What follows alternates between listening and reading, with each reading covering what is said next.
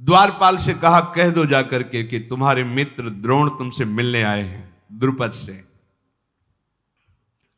मूढ़, तुम हम जैसे राजाओं के मित्र बनने योग्य हो? भिक्षुक कहीं का मेरे से मित्रता करना की बात करता है।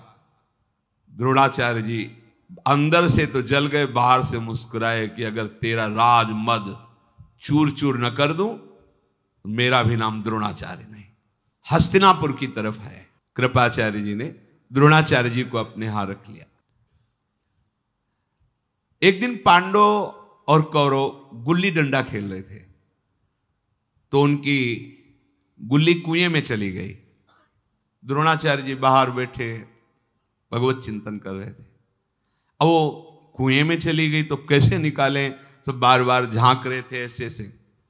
द्रोणाचार्य जी आए और कहा, तुम क्षत्रिय राजकुमार हो, धिक्कार तुम्हारे क्षत्रियत्व को, ये क्या प्रयास है तुम्हारा? अंगूठी उतारी, कुएं में फेंकी और कहा, देखो क्षत्रिय का बल होता है अस्त्र विद्या। एक सीख ली और मंत्र संधान किया, मारा, गुल्ली अंगूठी सब सीधे ऊपर आ गई। सब राजकुमार चरणों में, ऐसी धनुर्विद्या का तो हमें ज्ञान नहीं है, जाओ प्रार्थना करो भीष्म से और मुझे गुरु पद पर अभिषिक्त करो, मैं वो धनुर्विद्या सिखाऊंगा जो आज तक तुम्हें ज्ञान नहीं। भीष्म जी से जाके कहा कि तो उनका द्रोणाचार्य के सिवा और कौन हुई ना, क्योंकि कृपी का विवाह हुआ ही था भीष्म जी की अनुमति। उनका इतने बड़े धनुर्धर तो द्रोणाचार्य जी है। आए तो देखा द्रोणाचार्य जी वहां विराजमान हैं। द्रोण को देखकर प्रणाम किया भीष्म जी ने और कहा, एक कुमार आपका गुरु रूप से वर्ण करने के लिए बहुत उत्साहित है। तो उन्होंने कहा कि देखो आपको पता होना चाहिए मेरी भिक्षा की भी व्यवस्था नहीं। देखो पहले क्या था, तपस्या धन होता था, जितेंद्रियता धन होता था, मेरे यहां भिक्षा की भी व्यवस्था नहीं। मैं कृपाचार्य जी के यहां इसीलिए रह रहा था कि मैं किसी भी तरह आपको अपनी बात बता सकूं। क्या आप जैसे धर्मात्मा राजाओं के होने पर भी हम जैसे ऋषियों को भूखों मरना पड़ेगा? भीष्म जी ने कहा, यह राज्य आपका, आज से हस्तिनापुर पर कोई भी शासन करे पर वो आपकी अनुमति से होगा। ये मैं आपको स्वीकार, आचार्य पद पर आपको स्वीकार करता हूं। द्रोण ने जो जो बात कही थी वो सब स्वीकार कर ली गई। मैं कभी अपनी प्रतिज्ञा से च्युत नहीं होता, द्रोणाचार्य जी ने कहा। समस्त धनुर्विद्या का ज्ञान मैं जो अधिकारी राजकुमार है उसको दूंगा। मैं विनीत हृदय से वर्षों तक गुरु सेवा करके अद्भुत गुणों को प्राप्त हुआ हूं। धन प्राप्त होना और भागवतिक सद्गुण प्राप्त होना, इन दोनों में बहुत अंतर है। सब जगह से पूर्ण है, खाने की व्यवस्था, तपस्या के धनी है। किसी की बढ़ोतरी धन देखकर नहीं माना जाता कि उसके पास बहुत धन है, बहुत जन है तो बड़ा पुण्यवान है, बड़ा तपस्वी है, वो बड़ा महात्मा है। ये भागवतिक सद्गुण होते हैं, ये आंतरिक होते हैं। बाह्य ये सब प्राकृतिक देखकर किसी को बड़ा छोटा नहीं माना जा सकता।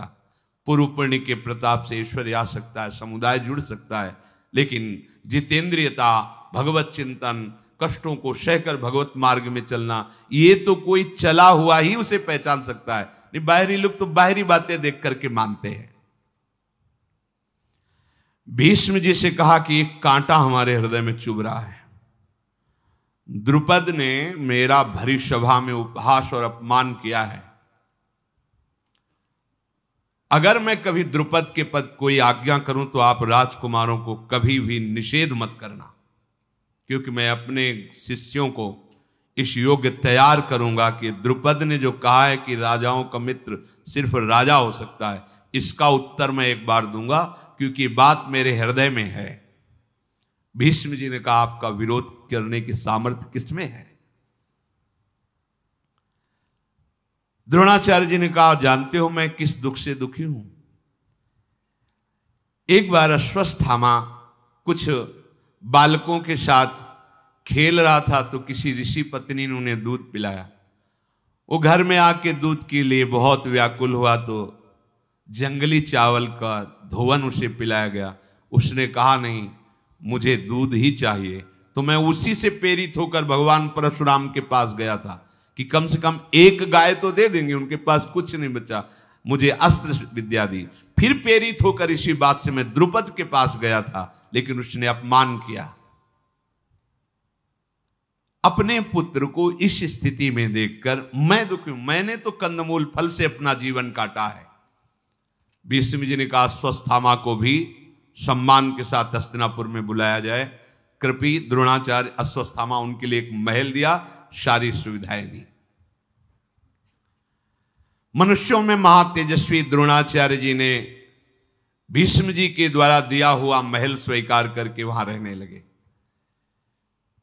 भीष्म जी ने पांचों पांडव और ये 100 जो कौरव हैं, इनके गुरु पद पर द्रोणाचार्य जी का वर्ण किया। अकेले बैठे हुए थे द्रोणाचार्य जी एक दिन, तो शिष्यों से बात कही, राजकुमारों, मेरे मन में एक कार्य करने की इच्छा है। मैं तुम्हें अस्त्र विद्या सिखाऊंगा, क्या तुम मेरा वो कार्य कर सकते हो? सबने हाथ जोड़कर कहा, हां गुरुदेव, आदेश कीजिए। अगर गुरु की आज्ञा का शिष्य पालन न करे तो शिष्य ही कैसा। उनका द्रुपद को बंदी बनाकर मेरे चरणों में लाना। बाण मार दे बाहर से तो घाव भर सकता है, लेकिन अपमान का जो शब्द है वो हृदय में कांटे की तरह चुभता रहता है। इसीलिए कहा जाता है कि बाणी एक अमोल है, जो कोई बोले जानी, ये तराजू तौल के तब मुख बाहर आनी। जब ये बात कही तो सब चुप हो गए। द्रुपद कोई साधारण है, महाबलशाली राजा है। अर्जुन अकेले खड़े हुए, उनका किसी के सहयोग की जरूरत नहीं। गुरुदेव, जिस समय आपका आदेश होगा उस समय द्रुपद को बंदी बना के आपके चरणों में अकेले डालूंगा। आचार्य ने अर्जुन को बुलाया, हृदय से लगाया और मस्तक सूंघा। वीरवर, आज से ही मैं तुम्हें पृथ्वी का सर्वश्रेष्ठ धनुर्धर होने का वरदान देता हूं। प्रत्यंचा बाद में चढ़ा के सिखाएंगे, पहले आशीर्वाद। ये समर्पण होता है। बैठे तो सब हैं, समर्पण। गुरुजनों के हृदय की वस्तु का अधिकारी वही होता है जो समर्पित चित्त हो। समर्पित चित्त अपना महत्व नहीं, अपनी मनमानी नहीं, अपनी कोई चाह नहीं। अब जो ही कहां करें हम सोई, आयुष लिए चले निज दासी। पराक्रमी द्रोणाचार्य जी ने देवता, दैत्य, गंधर्व, सब जितने अस्त्र हैं, सब का ज्ञान पांडवों को और कौरवों को कराया। पर ग्रहण करने की शक्ति सबसे ज्यादा अर्जुन में आई, समर्पण की भावना में। ऐसे सत्संग हो रहा है, उपदेश हो रहा है, यहां से निकल जाएगा सर से। यदि आपका मन अहंकार रहित होकर गुरुदेव के चरणों में समर्पित है, तो वचन जाप के आपको घसीटेंगे प्रभु की तरफ। अहंकार गलित होता चला जाएगा और आत्मस्वरूप प्रकाशित होता चला जाएगा। आरत अधिकारी जब पावें, गूढ़ तत्व न साधु दुरावें। एक ही शब्द निकलेगा और सैकड़ों के भाव में वो अलग अलग प्रभाव डालेगा। जो जिस योग्य है वैसा ही प्रभाव उसमें पड़ेगा। शब्द वही है। जैसे स्वाति की बूंद केले पे गिरती है तो कपूर हो जाती है, शीप पे गिरती है तो मोती हो जाती है, आग में गिरती है तो धुआं बन जाती है तो वही। एक जगह परम शीतल कपूर, एक जगह मोती, धूल में गिरी तो मिट्टी बन जाती है। ऐसे ही गुरुजनों के वचन तो निकले, चातक के मुंह में स्वाति का बूंद जीवन बन जाता है। जो चातक की तरह हैं उनका हृदय अध्यात्म रस से भर जाता है। जो मनमानी आचरण करने वाले और जो दोष दृष्टि रखने वाले, वो सत्संग सुनेंगे, पर सत्संग में दोष क्या है? अरे वो चीज ढूंढेंगे जिससे वो निंदा कर सके। वस्तु तो वही है, अधिकार के अनुसार अपना प्रभाव दिखाती है। पराक्रमी द्रोणाचार्य जी ने मंगलाचरण करके पांडवों और कौरवों को धनुर्विद्या सिखाने लगे। अस्त्र विद्या में समस्त कुमारों को प्रवीण करने के लिए बड़ी सावधानी से अलग अलग गदा युद्ध, तलवार चलाना, बर्छी चलाना आदि आदि। जब ये प्रचार हुआ कि द्रोणाचार्य जी पांडव और कौरवों को शिक्षा दे रहे हैं, तो वृष्णिवंशी, अंधकवंशी और भी राजकुमार सम्मिलित हुए आकर के। उसी में कर्ण भी सम्मिलित हुआ द्रोणाचार्य जी की अस्त्र शिक्षा लेने के लिए। कर्ण इतने प्रवीण थे कि जो अर्जुन को द्रोणाचार्य जी सिखाते वो बिना सिखाए सीख जाते। एक बार देख लिया, क्योंकि अर्जुन को सर्वश्रेष्ठ धनुर्विद्या का ज्ञाता बनाना चाहते थे द्रोणाचार्य जी, और बनाया भी। कर्ण ये नजर रखता था क्या शिक्षा दे रहे हैं। यही शिष्य की उत्तम वृत्ति है कि अपने गुरु की प्रत्येक उपदेश, वो चाहे किसी को हो रहे हों, उन्हें सावधानी से सुनकर अपने हृदय में उतारना चाहिए। कर्ण बहुत ही प्रवीण बुद्धि वाले थे। बुद्धि को प्रकाश देने वाले भगवान सूर्य से प्रकट हुए हैं कर्ण, इसलिए बहुत ही बुद्धिमान।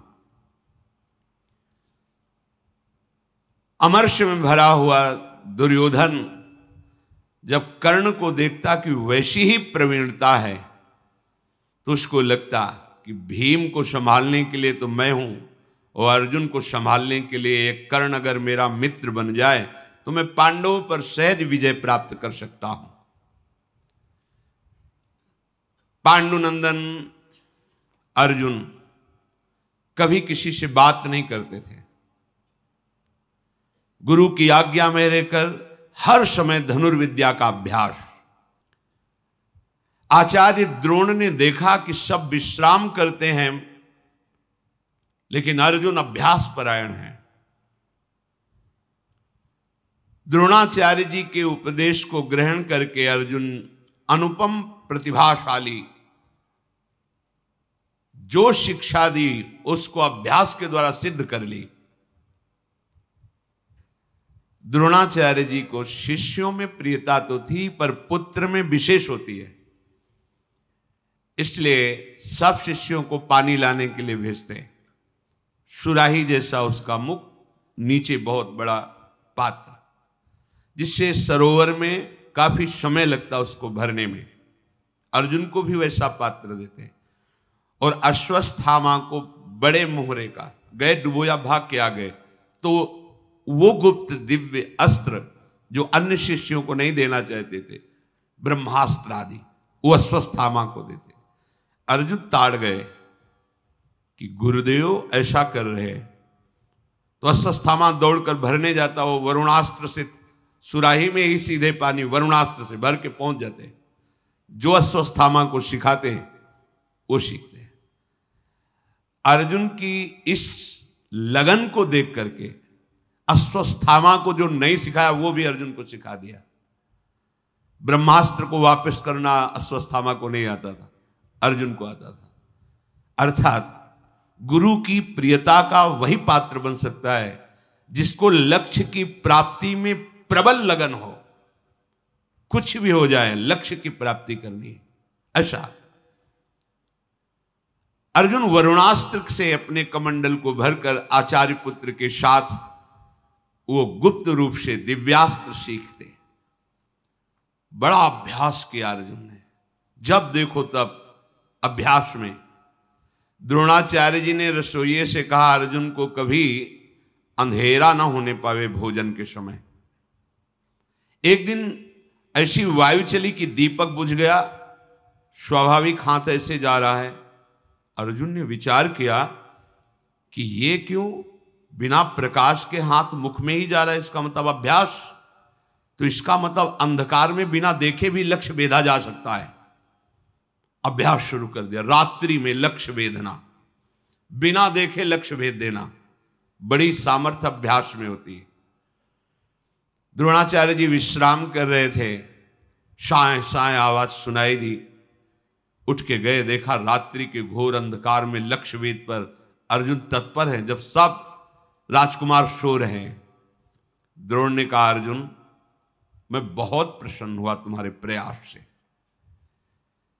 संसार में फिर दोबारा कहता हूं कि तुम्हारे जैसा कोई धनुर्धर नहीं होगा, ऐसा मैं आशीर्वाद देता हूं। द्रोणाचार्य जी ने अश्व पर चढ़ना, गजराज पर चढ़ना, रथों पर चढ़ना, भूमि पर खड़े होकर अपने शत्रु पक्ष का विनाश करना, ये सब कलाएं सिखाई। ऐसा चल ही रहा था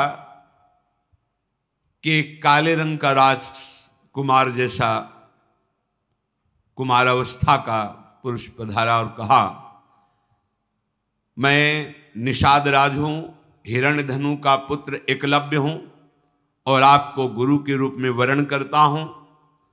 आप मुझे धनुर्वेद की शिक्षा दीजिए।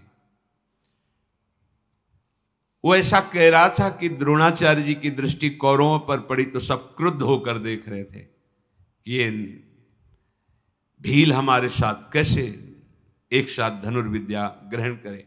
नहीं, द्रोणाचार्य जी ने कहा, हम तुम्हें धनुर्विद्या नहीं दे सकते, तुम जंगल में रहने वाले किरात हो, हम राजकुमारों के साथ तुम्हें नहीं रख सकते।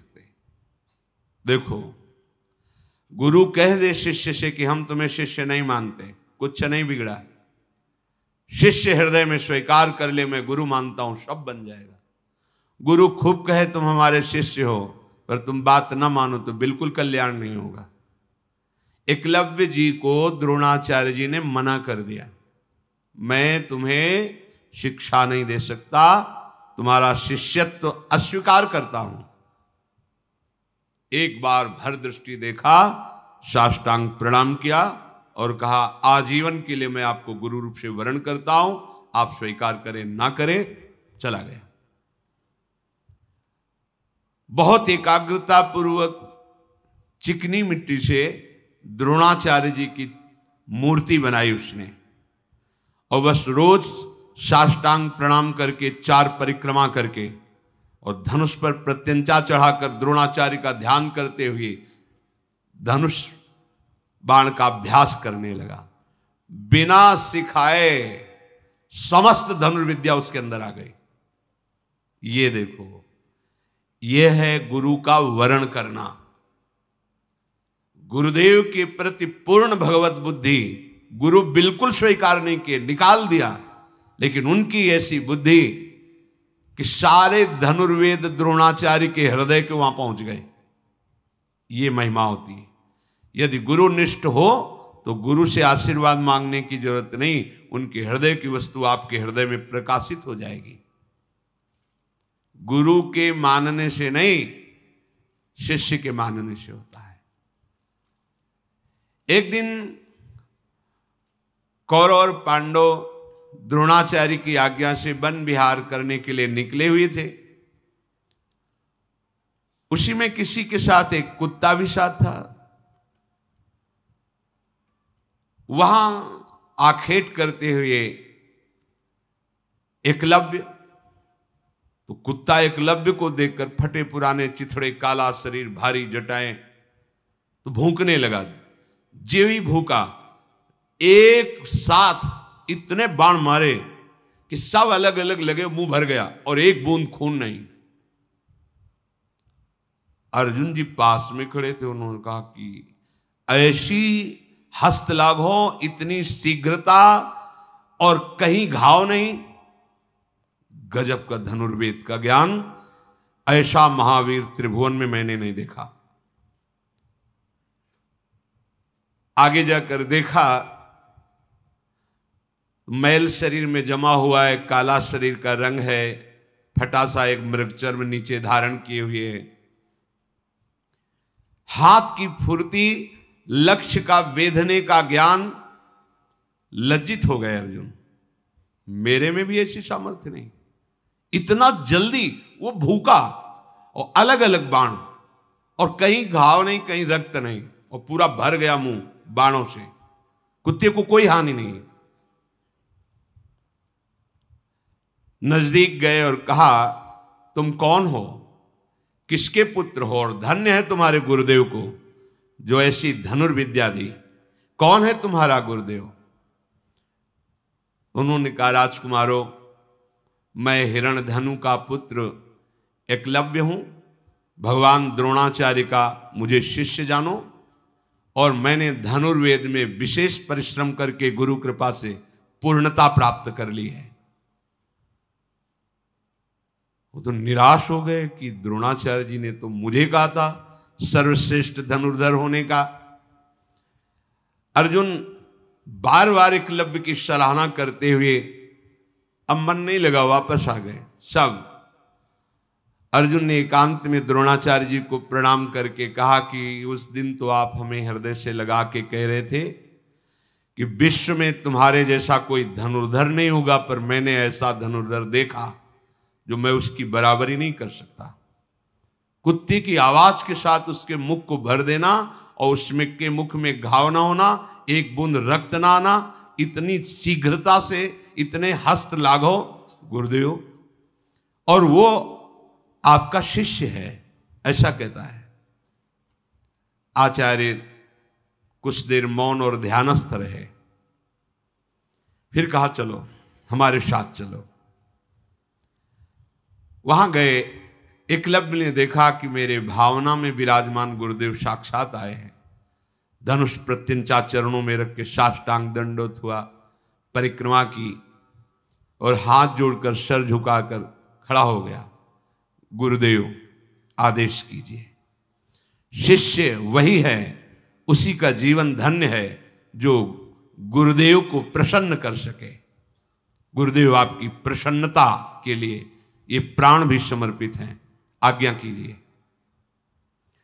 द्रोणाचार्य जी ने कहा, तुम मुझे गुरु मानते हो? जी। तो गुरुदक्षिणा दीजिए, आज्ञा कीजिए। और धनुर्विद्या में सबसे ज्यादा कार्य दाहिने अंगूठे का होता है। ये दाहिना अंगूठा गुरुदक्षिणा में दे दीजिए। 1 सेकंड नहीं लगाया, काट कर अर्पित कर दिया। बिना अंगूठा के धनुर्विद्या। फिर द्रोणाचार्य जी ने कहा, धन्य, तुम्हारे जैसा शिष्य कोई बिरला ही होता है। मैं बहुत प्रसन्न हुआ। तुम यद्यपि उस कोट के धनुर्धर तो नहीं रहोगे अंगूठा काटने के कारण, फिर भी मैं तुम्हें प्रक्रिया बताऊंगा जिससे तुम्हें कोई परास्त नहीं कर पाएगा।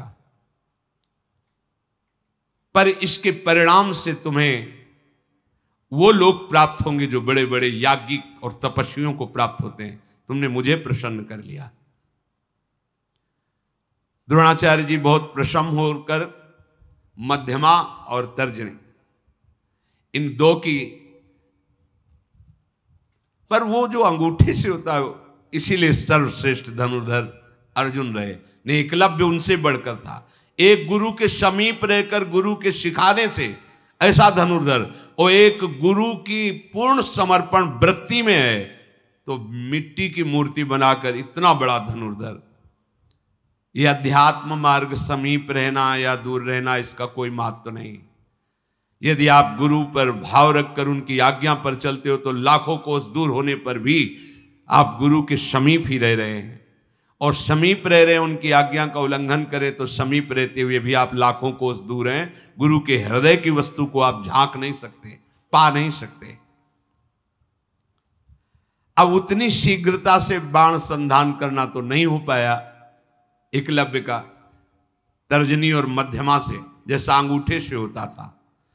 पर द्रोणाचार्य जी भरे राजकुमारों की सभा के बीच में कभी कभी एकलव्य की गाथा गाते। ये मिला एकलव्य को कि गुरु शिष्य का यशगान करता है। धन्य है ऐसा शिष्य, धन्य है ऐसा वीर। एक बार भी नहीं कहा कि गुरुदेव अंगूठा चला जाएगा तो फिर धनुष कैसे। अच्छा, वो जंगल में रह करके जीवन व्यतीत करते, उनको अनिवार्य है धनुर्विद्या का ज्ञान होना। द्रोणाचार्य जी ने गदा युद्ध में दुर्योधन और भीमसेन ये दोनों आगे निकले। सबको गदा युद्ध सिखाया, पर ये दो आगे निकले, दुर्योधन और भीमसेन। अश्वत्थामा धनुर्वेद के रहस्यों की जानकारी में बहुत बढ़ चढ़कर हुए।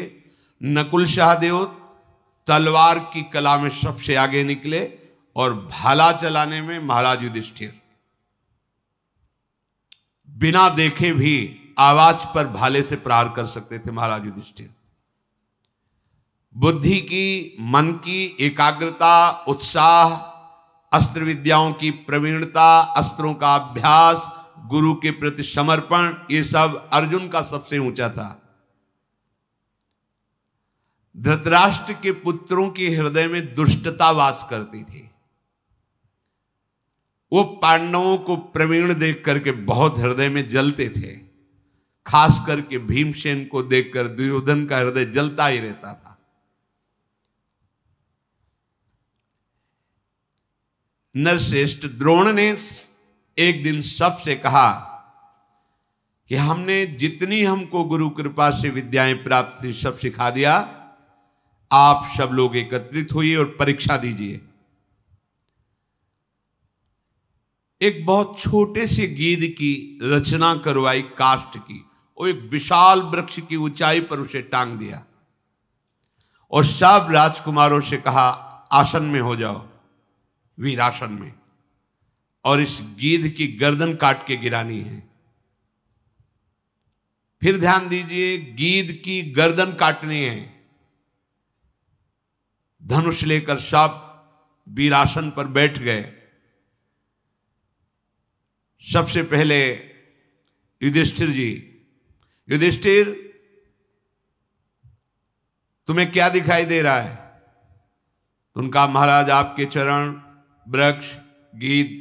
बोले धनुष रख दो, चलो बाहर हो। सांप से ऐसे पूछा, प्रायः सब ऐसे। वृक्ष दिखाई दे रहा है, कोई कुछ कर्ण से पूछा, उनका गीध दिखाई दे रहा है, उसके पंजे दिखाई दे रहे हैं, पंख दिखाई दे रहा है, उसकी गर्दन दिखाई दे रही। रख दो, धनुष रखो, तुम अभी संधान की योग्यता तुम्हें प्राप्त नहीं है। अर्जुन जी से कहा तुम्हें गीध की गर्दन पर वार करके उसकी गर्दन काट के गिरानी है। मेरी आज्ञा का इंतजार करो। हां, बोलो तुम्हें क्या दिखाई दे रहा है?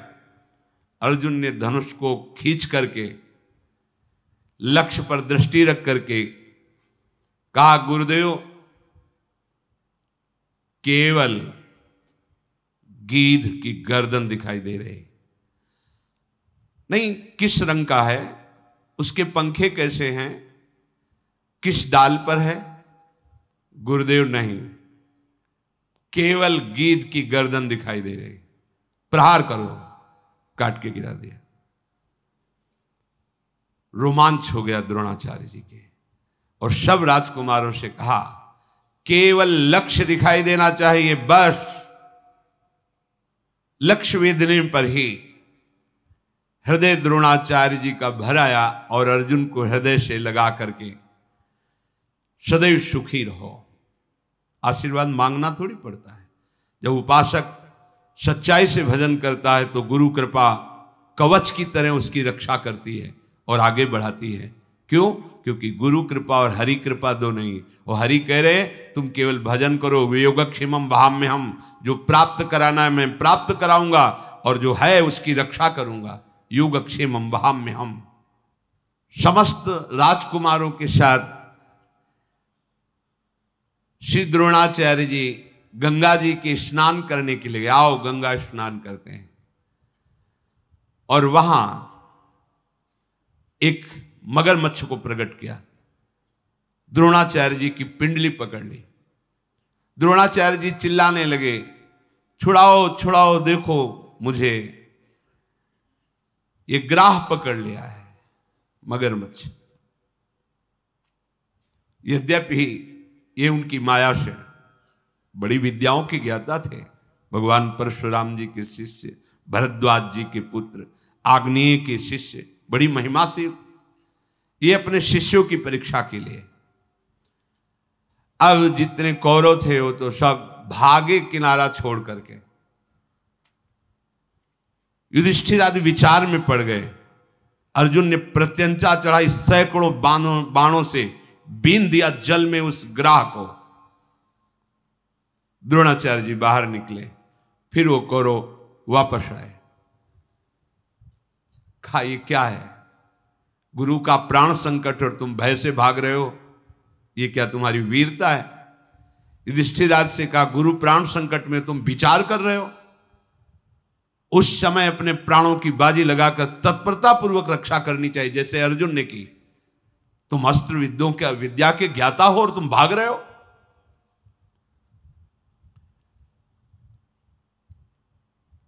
बहुत प्रसन्न हुए द्रोणाचार्य जी और सबके बीच में वहीं गंगा किनारे अर्जुन से कहा स्नान करो, और एक अमोघ अस्त्र दिया जिसे ब्रह्मशिर नाम का अस्त्र कहते हैं।